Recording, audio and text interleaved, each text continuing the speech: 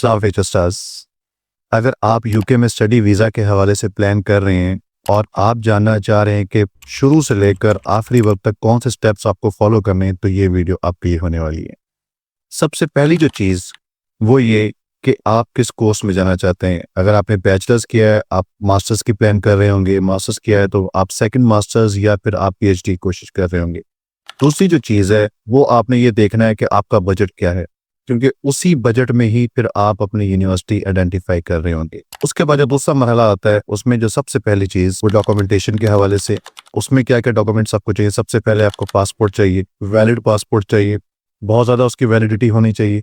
दूसरी जो चीज़ वो ये कि आपके जितने भी एजुकेशनल डॉक्यूमेंट्स हैं वो कंप्लीट होने चाहिए। ऐसा नहीं कि अगर आपके पास ट्रांसक्रिप्ट है यानी मार्कशीट है और आपके पास सर्टिफिकेट या डिग्री नहीं है, तो ये सारी चीज़ें होनी चाहिए। तीसरी चीज़, आपके पास जिस कॉलेज या यूनिवर्सिटी से जो भी आपने लास्ट डिग्री की है उसके आपके पास लेटर्स ऑफ रिकमेंडेशंस होनी चाहिए। और अगर आप मास्टर्स के पास सेकंड मास्टर्स या पीएचडी पे जा रहे हैं तो फिर आपका जो गैप है वो गैप की जस्टिफिकेशन भी होनी चाहिए। अब यूनिवर्सिटीज़ जो पीएचडी के लिए स्टूडेंट्स आ रहे हैं, यूनिवर्सिटीज़ उनसे कहती है कि आप हमें प्रपोजल दें कि आप पीएचडी क्यों करना चाहते हैं और किस एरिया में पीएचडी करना चाहते हैं। तो ये कुछ चीज़ें हैं जो आपको चाहिए। और उसके अलावा मेन चीज़ जो है वो आपके फंड्स चाहिए, आपके बैंक स्टेटमेंट चाहिए। ज़्यादा बेहतर तो ये है कि वो आपके नाम पे, स्टूडेंट के नाम पे होनी चाहिए या फिर उसके वालिद या वालदा के नाम पे होनी चाहिए जो उसको स्पॉन्सर कर सकता है। उसके अलावा कोई और स्पॉन्सर नहीं कर सकता। तीसरी जो चीज़ है, अगर आपकी एमओआई एक्सेप्टेबल यूनिवर्सिटी है तो फिर आप एमओआई भी लें अपना उस यूनिवर्सिटी से। अगर एमओआई एक्सेप्टेबल यूनिवर्सिटी नहीं है तो फिर आप आईएलटीएस की तरफ जा सकते हैं। और बहुत सारी यूनिवर्सिटीज़ तकरीबन तमाम ही, जैसे कि लैंग्वेज सर्ट, पीटीई, ऑक्सफोर्ड और भी बहुत सारी जो डुओलिंगो जो है, इस तरह की जो लैंग्वेज की कोर्सेज हैं वो एक्सेप्ट कर रही होती हैं। सबसे तो बेहतर ये है कि आप आईएलटीएस की तरफ ही जाएं। जब आप एक इंग्लिश कंट्री में जा रहे हैं तो फिर बेहतर यही है कि आप आईएलटीएस कर लें। वो सिर्फ यूके में ही नहीं, पूरी दुनिया में आपको काम आएगा। इसके बाद, इन सब चीज़ों के बाद फिर आप यूनिवर्सिटी में अप्लाई करेंगे। यूनिवर्सिटी आपको एक ऑफर लेटर देगी, वो ऑफर आप एक्सेप्ट करेंगे तो फिर उसके बाद आपको अनकंडीशनल ऑफर लेटर मिलेगा।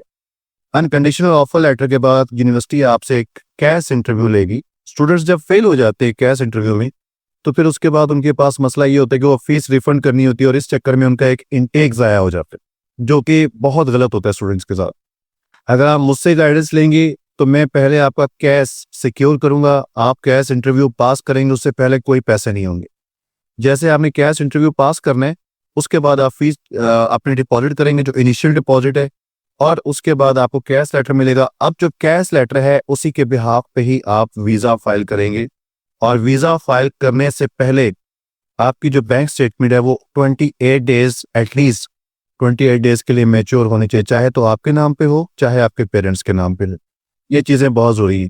जब आप ये चीज़ें कर रही हो तो पैरेलल आपको फिर टीबी सर्टिफिकेट भी चाहिए, पुलिस क्लियरेंस सर्टिफिकेट भी चाहिए, कोई एजुकेशनल के साथ साथ अगर आपकी कोई प्रोफेशनल एक्सपीरियंस है तो वो भी आप साथ लगा दें तो आपके लिए बहुत अच्छा हो जाएगा। तो ये एक प्रोसेस है जो कि आसान लफ्ज़ों में आपको मैंने बता दिया है, जिसको फॉलो करना होता है, जिसको लेके अगर आप चलते हैं तो बड़ी आसानी से ये स्मूथली प्रोसेस होता है। तो 1 से 2 महीनों के अंदर अंदर आपका वीज़ा भी लग जाता है। और मेरे बहुत सारे स्टूडेंट्स का वीज़ा इस तरह से लगा भी है। कुछ यूनिवर्सिटीज़ ऐसी होती हैं, अगर आप कैश में एक बार फेल हो गए तो आपको सेकेंड टाइम भी दे देते हैं। ऐसा नहीं होना चाहिए, स्टूडेंट्स की तरफ से ऐसा नहीं होना चाहिए। इनकेस अगर हो भी जाता है, कोई डिस्कनेक्ट हो गया, कोई और मसले मसाइल हो गए, या फिर उस टाइम पे बंदा अवेलेबल नहीं हो पाया, या फिर हाफ में कोई और मसला हो गया, तो सेकंड का चांस भी होना चाहिए। तो जिस यूनिवर्सिटी में मैं हूँ यहाँ पे आपको ये वाले चांस भी मिलते हैं। So best of luck for your future and contact me for every kind of help regarding UK study visa. Thank you.